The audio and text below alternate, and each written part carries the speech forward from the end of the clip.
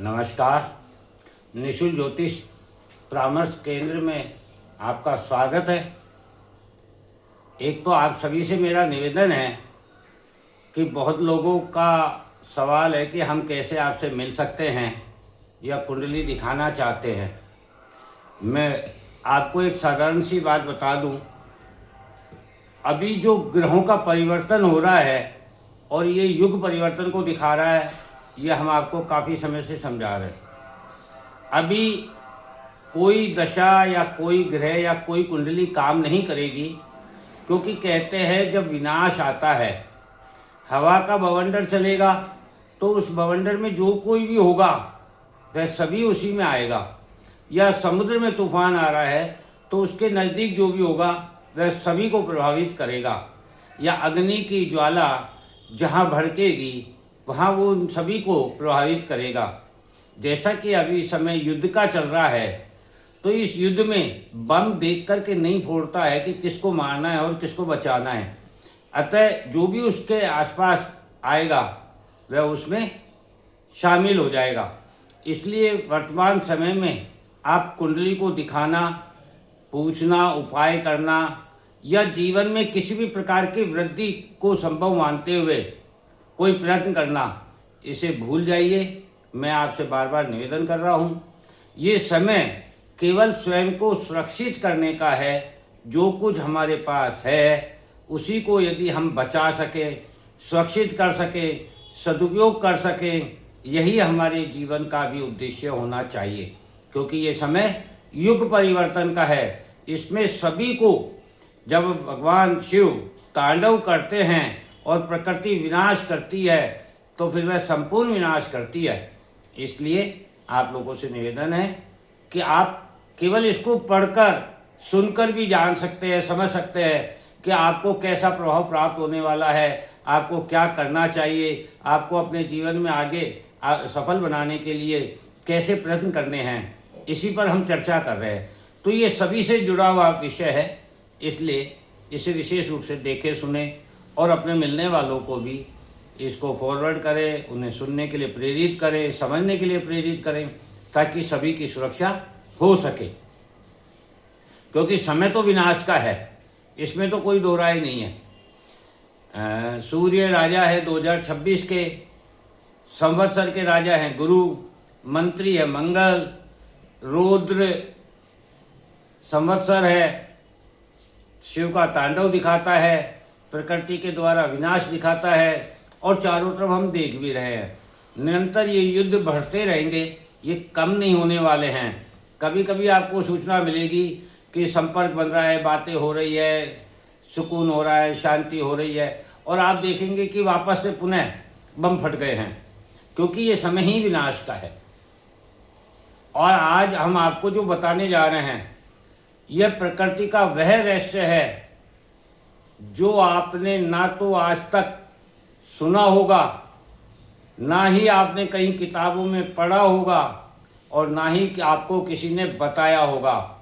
यह प्रकृति का वह रहस्य है जब पृथ्वी का निर्माण, पृथ्वी पर माया का निर्माण भगवान विष्णु के द्वारा किया गया, तो उसको आज हम समझने का प्रयत्न करते हैं। क्योंकि आपको राहु केतु की उत्पत्ति कैसे हुई, कौन था, क्या था, कैसा प्रभाव देता है, ब्रह्म है, धोखा है, आत्मा है, मुक्ति है, ये सब आपने सुना भी है, पढ़ा भी है, समझा भी है।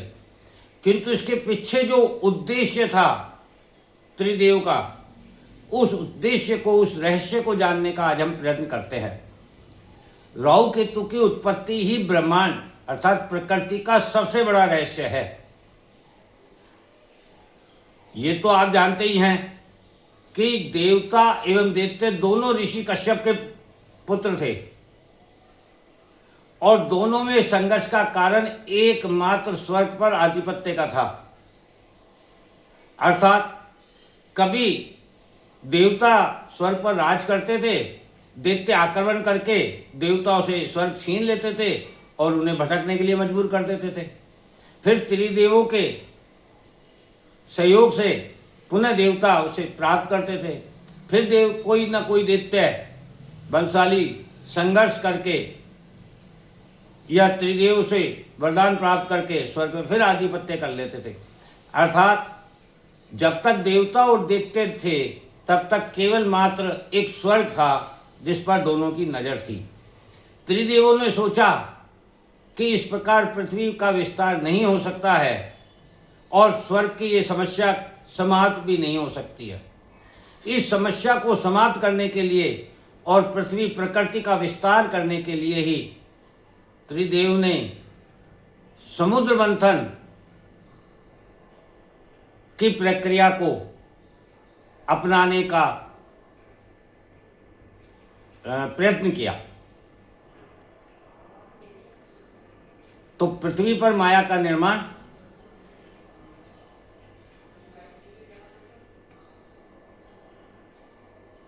ये राहु केतु की उत्पत्ति का ही एक रहस्य है ब्रह्मांड का। समुद्र मंथन के द्वारा अमृत प्राप्त कर अमर होने की भावना से देवता एवं दैत्यों की इच्छा जागृत कर विष एवं अमृत रूपी माया को स्थापित किया गया। समुद्र मंथन क्या है? विष और अमृत। क्योंकि प्रकृति के विस्तार के लिए पृथ्वी पर जीव का होना आवश्यक था और जीव एवं पृथ्वी प्रकृति के विस्तार की गणना हेतु संख्या का पूर्ण होना भी आवश्यक था। ये तो आप जानते ही हैं कि 7 ग्रह थे, 7 ही ग्रह हैं, 2 छाया ग्रह हैं, राहु और केतु। इनकी उत्पत्ति का रहस्य भी यही है कि इस संख्या को पूर्ण करना था, अर्थात 9 तक ले जाना था, क्योंकि 9 के बाद एकमात्र 0 है जो इस संख्या को असंख्य संख्या तक बना सकती है। 7 ग्रहों को 9 ग्रहों में वृद्धि करके ही संख्या को पूर्णता प्राप्त हो सकती थी, क्योंकि 9 के बाद कोई संख्या पृथ्वी प्रकृति एवं ब्रह्मांड में उपलब्ध नहीं है। फिर भी 1 से 9 की संख्या ने 0 से मिलकर असंख्य गणना में वृद्धि संभव कर दी। यह पृथ्वी की वृद्धि का विस्तार का एक प्रारूप था, जो सबसे बड़ा रहस्य है। इन 7 ग्रहों की पूर्णता हेतु 2 छाया ग्रहों राहु केतु की उत्पत्ति के द्वारा ही पृथ्वी पर माया का विस्तार संभव हुआ। दोनों ग्रहों को हम मायावी ग्रह कहते हैं ना, छाया ग्रह। और स्वर्ग पर आधिपत्य का जो संघर्ष था वह सदा के लिए समाप्त हो गया। समस्त जीव पृथ्वी पर व्याप्त माया में ही उलझ कर रह गए और देवताओं को भी भयमुक्त करके पृथ्वी की वृद्धि संचालन का कार्य सौंप दिया गया। अन्यथा देवता भी सदा स्वर्ग को लेकर भयभीत रहते थे तथा और कोई दायित्व उनके पास नहीं था। समुद्र मंथन, विष अमृत, राहु केतु की उत्पत्ति, शिव का विषपान करना, सूर्य चंद्रमा के द्वारा शिकायत करना, विष्णु का मोहिनी रूप धारण करना, स्वर भानु का सिर धड़ से अलग करना, सूर्य चंद्र को ग्रहण लगाना, ये सब माया भी पृथ्वी विस्तार के लिए आवश्यक थी, जो पृथ्वी और प्रकृति में अंतर समझाती है, जो माया और मुक्ति में अंतर समझाती है, जो इंसान और भगवान में अंतर बताती है। इसको विस्तार से जानने समझने का हम प्रयत्न करते हैं, जिसके लिए हमें समुद्र मंथन से समझना शुरू करना होगा। समुद्र मंथन प्रकृति ब्रह्मांड का वह रहस्य है जो देवताओं और दैत्यों के मध्य स्वर्ग आधिपत्य के संघर्ष से ध्यान हटाकर यह समझाना था कि यदि मन की इच्छाओं एवं विचारों का मंथन किया जाए तो और भी कई मूल्यवान प्राप्त किया जा सकता है, जैसे अमृत, अमरता अर्थात मुक्ति।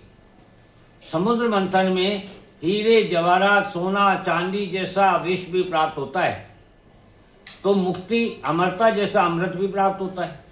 यही विष और अमृत है। शिव का विषपान करना समझते हैं। मोह, माया, काम, क्रोध, द्वेष, ईर्ष्या, बंधन का विषपान केवल यदि कंठ तक ही करना चाहिए। जब ये विष हृदय में विद्यमान हो, आत्मा तक पहुंच जाता है, फिर भक्ति साधना प्राप्त नहीं हो सकती है। तो शिव का विषपान करना हमें क्या बताता है? कि जो भी माया है, काम है, क्रोध है, लोभ है, द्वेष है, ईर्ष्या है, बंधन है, ये हमारे कंठ तक यानी इंद्रियों तक ही रहना चाहिए। विष्णु का मोहिनी रूप धारण करना, ये हमें क्या बताता है? विष्णु का मोहिनी रूप संसार में व्याप्त दृष्टि को दिखाता है कि आप जीवन में क्या देखना चाहते हैं। वहाँ सारे दैत्य और देवता थे। एक स्वरभानु नाम का राक्षस ऐसा था। बाहरी सुंदरता देखना चाहते हैं या भीतर की सुंदरता? समुद्र मंथन के समय सभी देवता और दैत्य एक ही स्थान पर उपस्थित थे और भगवान विष्णु ने मोहिनी रूप धारण कर रखा था, किंतु एकमात्र स्वरभानु नामक दैत्य ऐसा था जो बाहरी सुंदरता अर्थात विष्णु का मोहिनी स्वरूप पर ध्यान देने के स्थान पर वह भीतर की सुंदरता अमृत तो पाना चाहता था। यही राहु केतु की उत्पत्ति का कारण बना। जब भगवान विष्णु ने स्वरभानु की अमृतपान की इच्छा को जाना, समझा, तो उसे बुद्धि, विवेक, शक्ति, ऊर्जा प्रदान कर उसका मार्ग प्रशस्त किया और अमृतपान भी कराया। आप सोचिए, यदि सूर्य और चंद्रमा स्वरभानु को पहचान सकते हैं तो क्या स्वयं भगवान विष्णु नहीं पहचान सकते? किंतु उन्होंने उन्हीं की कृपा से स्वरभानु को बुद्धि विवेक प्राप्त हुआ, रूप बदलने का, शक्ति ऊर्जा प्राप्त हुई, देवताओं के मध्य जाकर बैठने का, और स्वयं भगवान विष्णु ने उन्हें अमृतपान कराया, जो हमें बताता है कि ईश्वर आपको वही देता है जो आप पाना चाहते हैं। आप क्या देखना चाहते हैं, बाहरी सुंदरता या आंतरिक सुंदरता? आप क्या पाना चाहते हैं? आपको दैत्य से देवता भी बना सकते हैं। सूर्य चंद्र के द्वारा शिकायत करना, यह हमें क्या समझाता है? 7 ग्रहों में से केवल 2 ही ग्रह सूर्य चंद्रमा के द्वारा ही शिकायत करना हमें समझाता है कि सूर्य आत्मा है और चंद्रमा मन है।